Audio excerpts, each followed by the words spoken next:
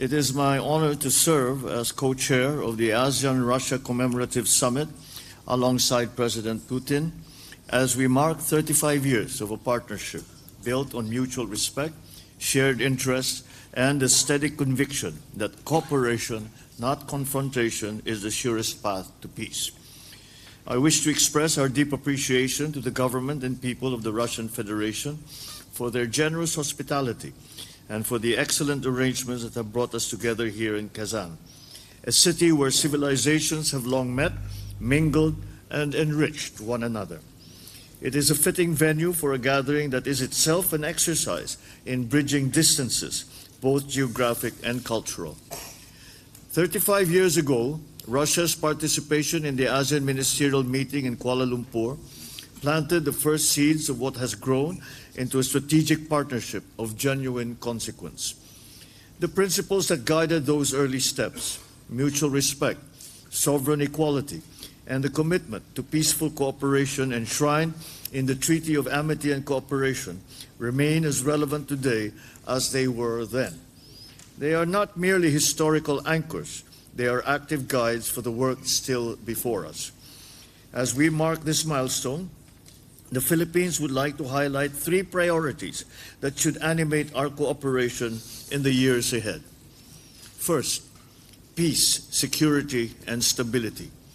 In an era of deepening geopolitical uncertainty, the value of steady political and security engagement between ASEAN and Russia cannot be overstated.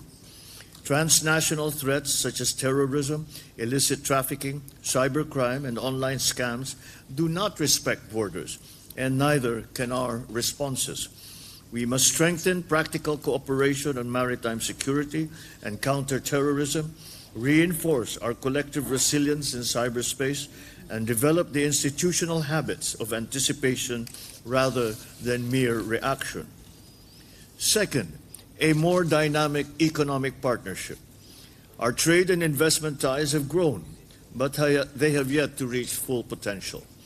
We must be more deliberate and more ambitious in expanding economic opportunities, improving trade facilitation, deepening investment flows, and connecting our business communities.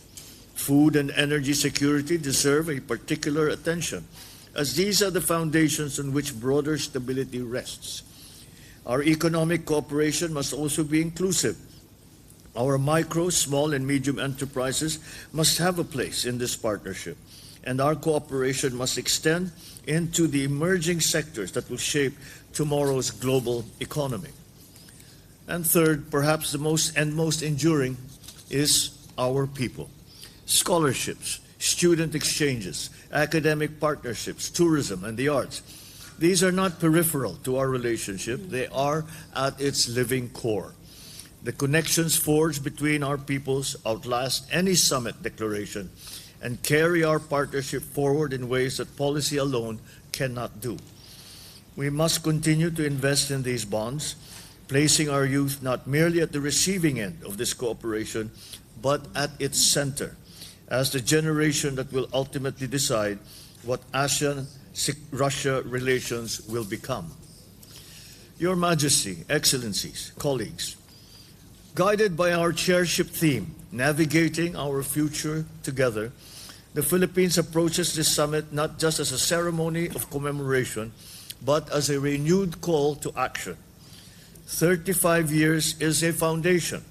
What we build on it is our choice and our responsibility. Let us choose well. Thank you.